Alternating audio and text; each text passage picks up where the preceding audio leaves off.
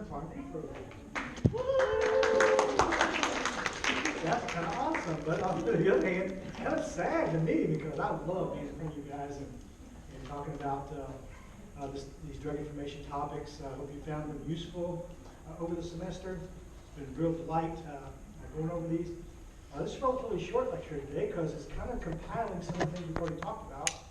And then I'm going to see if any of you are going to be willing to volunteer to let me know what kind of discussions you had that were required to do last Thursday.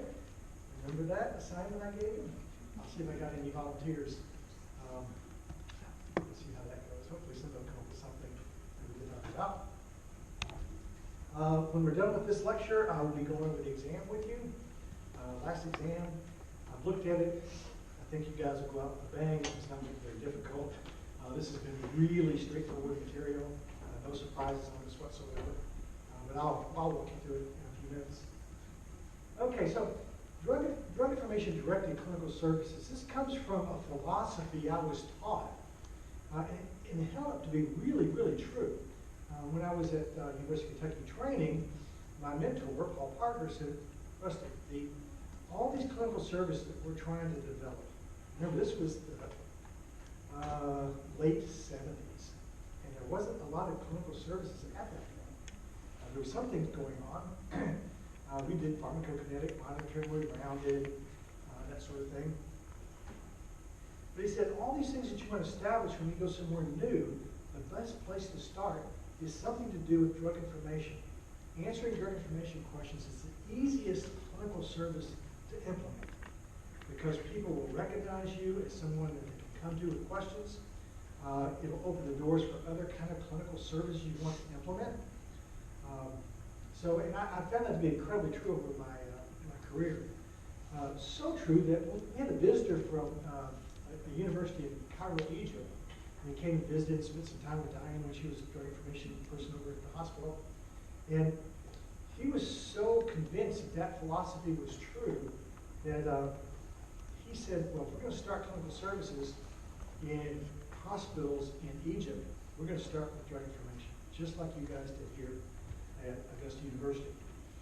So he invited us over to lecture on drug information topics to teach his TAs how to teach our course, same course that you guys get. It was all crammed, 3 years crammed into one course. And they actually started, their first clinical service was a drug information center they developed. I think it was the first one in Egypt, which was kind of cool. And they really didn't have a medical school associated with them, so they worked with the dental school. And that opened up so many opportunities for them, just working with dentists and questions about drug interactions and how to dose things for patients who were getting dental services, pain management, all that kind of stuff. It was really quite effective. So this has been demonstrated in my own institution, been demonstrated across the world, in another country, and so I'm convinced that this is really a good thing. So regardless of what practice you're going into, whatever level the clinical services are where you go, whether it's community, hospital, nursing home, clinic, whatever, these principles, just keep them in the back of your mind. So examples of drug information directed clinical services are obviously answer drug information questions. The whole IV to PO conversion thing that we talked about in our antimicrobial stewardship, that came from the Drug Information Center policy where we did drug literature evaluation to prove the bioavailability of these agents, put together a document, P&T approved it, Pharmacy Therapeutics Committee is typically in most organizations a physician medical staff committee. So if they approve it, it goes to the hospital board, they approve it, you do all this stuff. Therapeutic interchange, same thing. Now, one thing that maybe some of you hang on with therapeutic interchange is the ability to do that on the community level. And if we do, we think we talked about that before, we did that, awesome. Guideline promotion, enforcement of the guidelines of how things are prescribed. You can think about carrying that to the community and in the hospital. Pharmacokinetic monitoring standards. Think, well, that's a hospital thing. Well, not necessarily, because many community stores do home health care as part of their business, and you're doing a lot of vancomycin dosing and that sort of thing. And the whole antimicrobial stewardship thing, I'm sure we can find a good way to get that to the community. This is the thought here that in the hospital, this is how I was taught. It's hospital-based philosophy. Drug Information Center comes up with policies and programs that the central pharmacist and the unit-based pharmacist, to me they're all clinical pharmacists, implement, and they work with physicians and nurses to do these things. It reaches the patient, and you've got better patient care. But all these ideas and approvals that you've got all this stuff to do came from a Drug Information Center, or essentially a drug information pharmacist, which would be all of you, because you've had more drug information, hopefully I like it, more drug information education than any other program in the country. Because you've had every year you've had a drug information course. And I'm telling you that a lot of folks I've interviewed for residencies, when they hear what we do, hear from our students, they're jealous. Because they realize how applicable this stuff is. Professors across the country have told me numerous times, I'm so envious that you get to do that 3-level course for students, because that's the stuff they use when they get out. That's what makes good residents, that's what makes good pharmacists. So anyway, that's kind of the philosophy of how I got started in what I'm doing. Okay, now, just to tell you a little bit of history, I don't think I covered this first year with you guys, but I want to throw it in here. If I did cover it, it's okay. It's the principle of the thing. Back when we had this Drug Information Center, that was a very full, active drug information center, there was still a need for this back then, because pharmacists didn't get the level of training that you guys did in drug information. So you needed a drug information center or a service. Now, we don't really need a question and answer center, because all our pharmacists are trained to answer drug information questions. They can do literature searches, they can find appropriate records first, be very efficient, because you guys have all learned that, which is kind of nice. But back then, we were getting over 200 questions per month. Primary callers were physicians. I think I asked that on an exam once, so you guys remember that. Physicians ask and have a lot of questions. Pharmacists have questions of each other, because they each have different areas of expertise, so don't forget that when you get out of practice. We had everything on down the list there, including law enforcement. But most of our questions came within our system. So if you're in a community store, those physicians that you serve in your community, or clinics you're associated with, or physicians' offices are close by, that's where your questions will come from. Most common questions we got, therapeutic consults, and that's still true today. The most common questions pharmacists get is therapeutic consults. Dosing information, probably because one pharmacokinetics in with that, or specific doses for specific patient scenarios. That's what you guys have been doing in therapy for the past 2 years. That's one thing I love about the new curriculum, is you guys get two years of pharmacotherapy. That's where most of the questions come from. Now these IV to PO conversions, we've already talked about this in microbial stewardship. I won't go over that again. Just to want to throw all these examples under the heading of DI-directed clinical services. Therapeutic interchange. These are the ones that we do in the hospital: H2 receptor antagonists, proton pump inhibitors, ACE inhibitors, angiotensin receptor antagonists. Now think about that one. On the ARBs for a second. Go back in. The ARBs for a second. All the ones that have been recalled due to manufacturing issues, wouldn't it be nice in the community pharmacy if you could switch a patient from one to another, an equivalent dose, without having to go through the physician call? That would benefit patients, that would benefit the physician, that would benefit everybody. But we've let barriers stand between us in doing that. I really want to charge you guys to think about working politically to get that kind of thing changed. It would make all folks who plan on going to a community pharmacy, which is the majority of the class, make your life so much easier, make life better for the patients. So think about ways to do that. An ACE inhibitor, if one's covered on somebody's insurance, another one's not, switch the equivalent doses of the one that's covered. It makes so much sense. Which one's preferred drug on Medicaid label? Why can't you just switch to that rather than have to call, go through prior approval of something that's not necessary?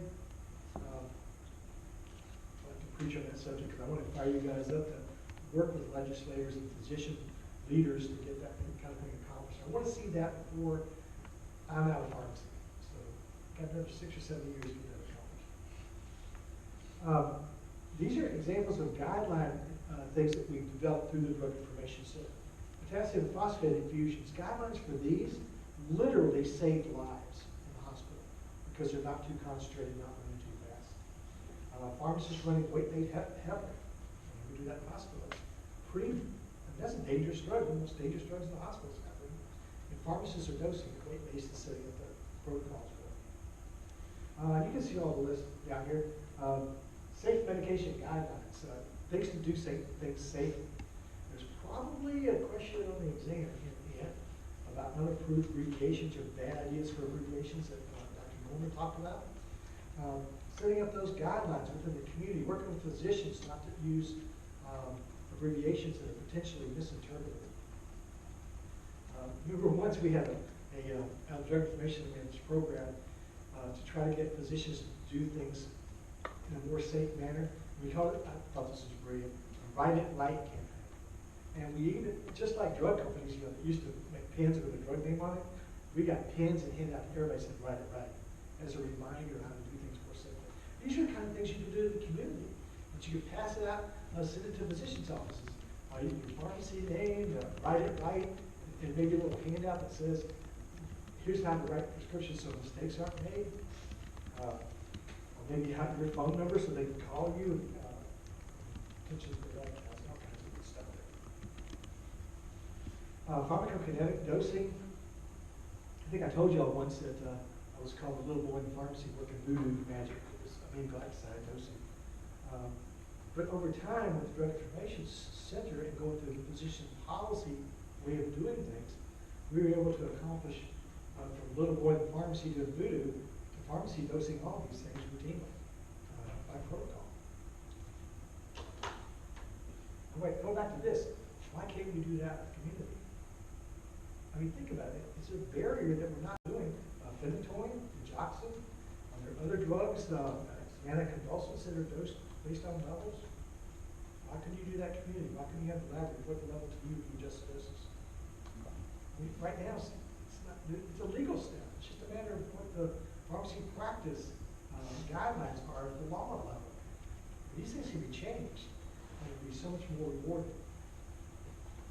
All right, antimicrobial stewardship, we talked about this ad nauseum, we're not going to go over this in detail. But these are things that we really want to try to find how to incorporate antimicrobial stewardship in the community. I've already talked about disease guidelines, narrowing therapy, we talked about dosing, pharmacokinetic dosing, automatic dosing switches, and that'd be another one for a community.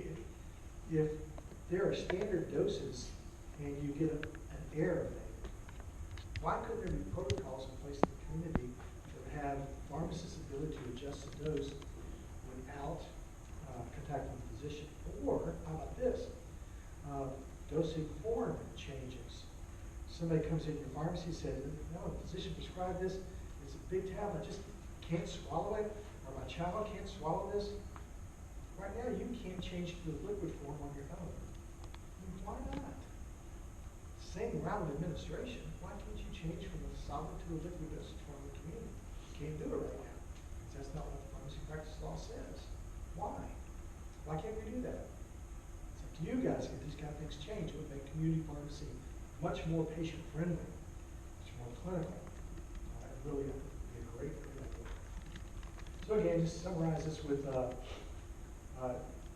concept that you can layer over a community setting with drug information services and do this the same way, but just create one that's community-based. Or this is great for hospital-based. Okay, now this is the assignment I gave you the other day. I wanted you to get with your groups, spend a minimum of 30 minutes discussing your thoughts and ideas. Now, how many of you, and I'm going to use Augusta as a representative of all the other classes because the other classes, pictures up there are so small, I can't see hands. How many people in this room actually did that? Raise your hand. Okay, that's about a third of the class, not bad. I suggest that everybody else do this between now and the exam because I'm going to ask you a question that says, did you do it? And you can't lie because it's the honor system, right? If you get it done, you're not going to get points. So do it, right? It's good for you. I don't make you do things that aren't good for you. All right, so some groups that did it. Let's go to any distance site that actually worked on this assignment, what kind of idea popped up? Any ideas? Who wants to volunteer and share some grandiose idea that would be really nice for community rights? I'm going to go first. Okay. One thing we talked about is actually something that something my store actually already does as an independent pharmacy is for as sort of a way to help with antimicrobial stewardship is that we actually give out these basically little checklists, check boxes for children when they're taking like the liquid antibiotics. And if they take it every day and fill out the checkbox, they can bring it back in and either get like a little piece of candy or a little toy at the pharmacy. That's exactly what I'm talking about. See, something so simple. That's doable right now. Fantastic. I knew you guys would do this class ever. I tell you. I'm impressed. Awesome. Any other ideas for distance campuses? We'll come to Augusta last. We could offer pharmacogenomic testing and analysis services and counsel people on the results of their pharmacogenomic testing. Very good idea. Now that's really forward thinking because pharmacogenetic dosing is something that will be part of your lives in your career because we're on the cusp of that whole concept right now. And we put that in the curriculum for you guys so you can be on top of things. All right, how about Augusta? Give me one idea from Augusta. This group over here raised their hands, so let me hear from this group before. Use the mic too, yeah. We just talked about how there's a lot of like warfarin counseling done in warfarin community clinics, but not a lot done on the after 10A career. So we want to talk about implementing more uniform counseling in patients taking those drugs. That's a great idea. So hopefully this just kind of lit a little spark in you guys to be thinking about these kinds of things. This is the type of stuff that gets me excited because that's my whole career's been in drug information, trying to develop new clinical services, new things for patients. It's incredibly rewarding. It prevents burnout. Keeps you excited about going into work every day.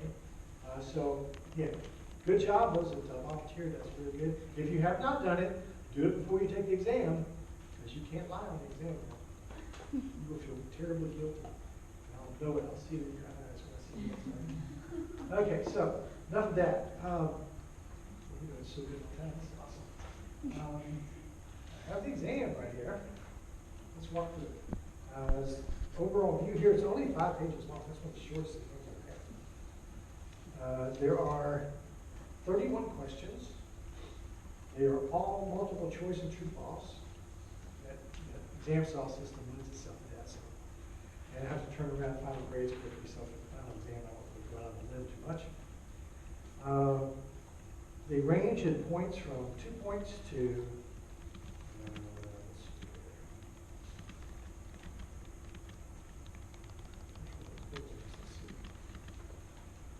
14 points.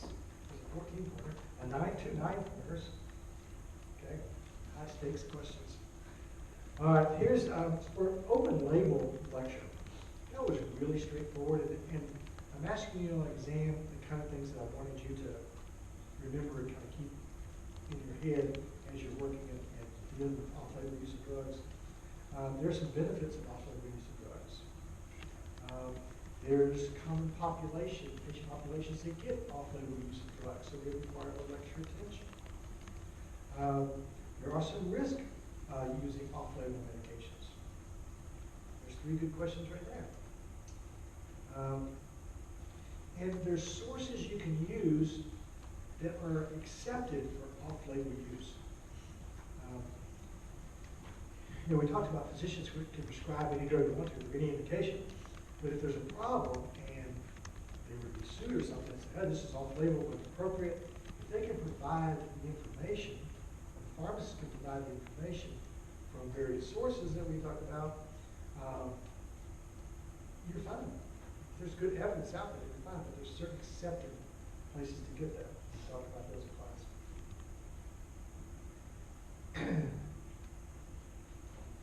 I think she listed several common off-label uses on the slide. Glance at those, and not really memorization, but glance at those because those are the things you see all the time. You need to appreciate the art of off-label. And what kind of drugs are most often prescribed off-label? we have the population the most often, and we do the drugs that are most often. Good things to know. And there you knocked out the first 80 questions. Okay, that's giving it a data. So there were 7 questions related to off-label use of drugs. All very straightforward, right from the lecture describes. In the antimicrobial stewardship lecture, we talked about what evidence supports, what kinds of antimicrobial stewardship evidence supports. So those would be the questions.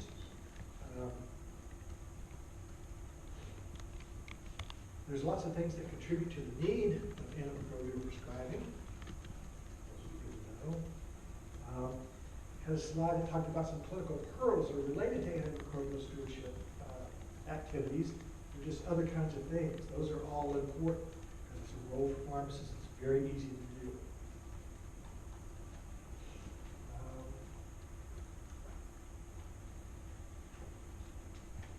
Remember the guidelines that I showed you about the board? I said that was a good way to learn bugs and drugs. And the best way to learn bugs and drugs is drugs and diseases. There'll be a question related to that. 3 things that have to take place rather than just memorizing bugs and drugs. And that actually having those guidelines with empiric use is incredibly useful for antimicrobial stewardship because you get prescribers using good choices up front, which is the most likely way to have success early on, in which you get culture systems back. They're up there. You guys know me well enough that occasionally I like to brag. And one thing I love to brag about is students' contributions on rotation. I think I even gave you a dollar figure, didn't I, about how much they contribute. Just a 5-week rotation. That's a gimme, but I'm so proud of them. For those of you in this room having a rotation, those are other locations that come to Augusta, you can do that firsthand. Let's see what else we got.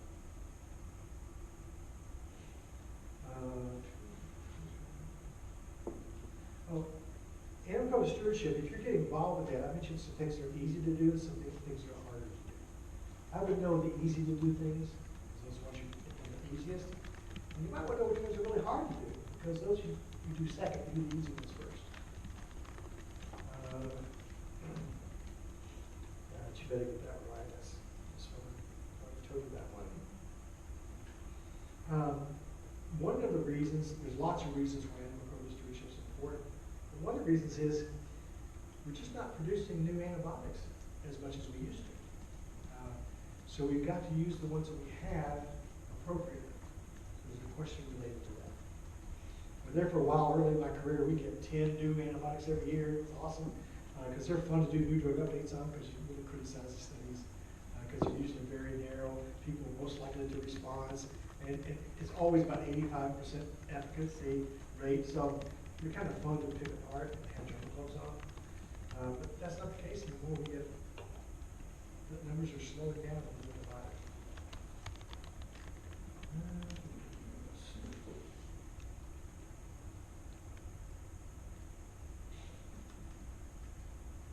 In the lecture that was videoed by my wife, we talked about formularies.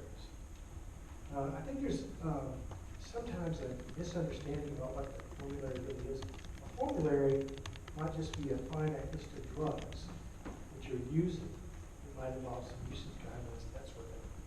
But a formulary system is much broader than just a list of drugs. It's all that stuff that she talked about in the video.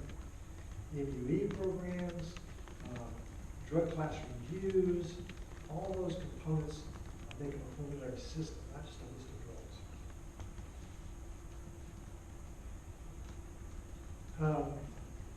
Probably one of the biggest things the formulary committee or P&T committee has to do these days is look at shortages.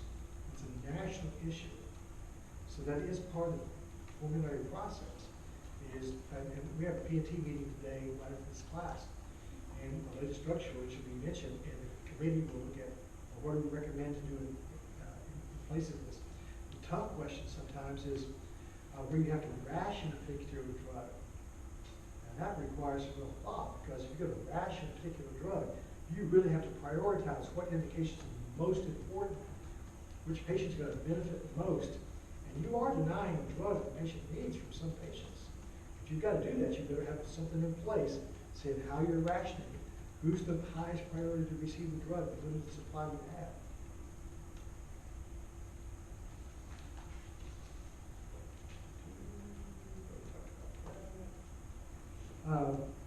I enjoyed that mock PET committee. I hope you guys did too. I thought it was fun. I thought the level of participation was really good. Everybody seemed excited about talking about their section of it. And I hope everyone actively participated with their group. But this is the question. We mentioned that one already. Under medication errors, questions.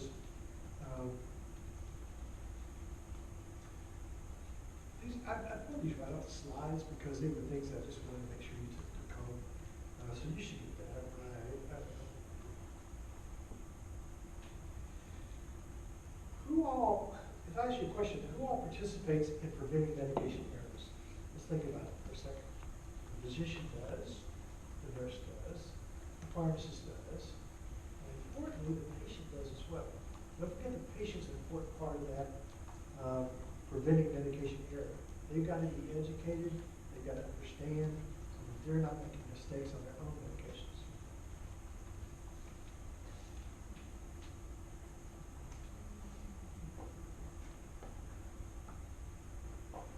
I think there was a slide that talked about things that are at higher risk of having medication errors. And since I work in the children's hospital, one of them is obviously pediatric patients, because everything's milligram per kilogram dose. And if you're not good with math, you can make mistakes in the pediatric areas. That's a risk factor, pediatric age-wise. Same thing for older patients and some other examples that were in the class. The 5 rights of administration, medication administration, that was mentioned, the graphic there that shows you.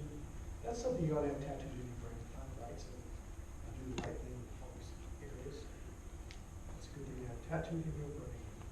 I already mentioned this, there's some common things that you can prevent from happening in the hospital. I don't know if she mentioned this, but there was a lawsuit a few years ago at the VA hospital, right? You can see it, where a pharmacist saw an order, it was a handwritten order before we had computerization. And they wrote the prescription Q, and it looked like it was supposed to be QD, which is a prohibitive abbreviation, QD. The reason why it's prohibited is because if there's any kind of random mark on the paper that might make it look like QID, it would go 4 times a day instead of once a day. And there are drugs that have that wide variety of dosing levels. But for a particular patient, once a day was the right answer. It was filled for QID. It resulted in patient harm. So there's lots of things that are bad ideas. You should know all those things that are prohibited with bad ideas. There's some environmental things associated with medication errors. I know what those are, so you can prevent having those environmental areas, issues in your workplace.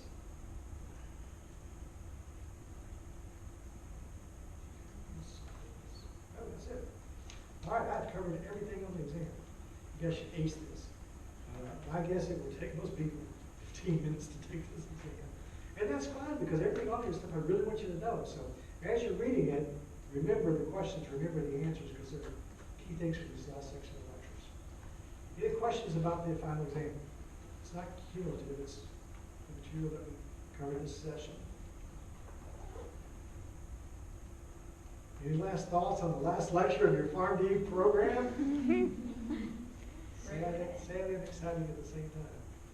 All right, well, once again, you guys, you've been an outstanding class. The grades have been good in here. You guys have obviously paid attention. It's been good class attendance from what I've seen. We visited Athens, and I can see on the television Albany and Savannah. I appreciate that. Again, you got to trust me when I say this class and the drug information series are things that you will use in your career. I promise you. These principles and things that we've covered don't go out of date like some of the pharmacotherapy lectures. Pharmacotherapy, we teach you how to learn pharmacotherapy, not all the pharmacotherapy facts, because it changes. Guidelines change, new drugs come out, all that stuff changes over time. And these principles are the same. And I want you to use them and take advantage of it. Represent UGA as you go out into the world with your drug information knowledge. All right. Thanks, guys, and we'll see you on rotation. Good luck.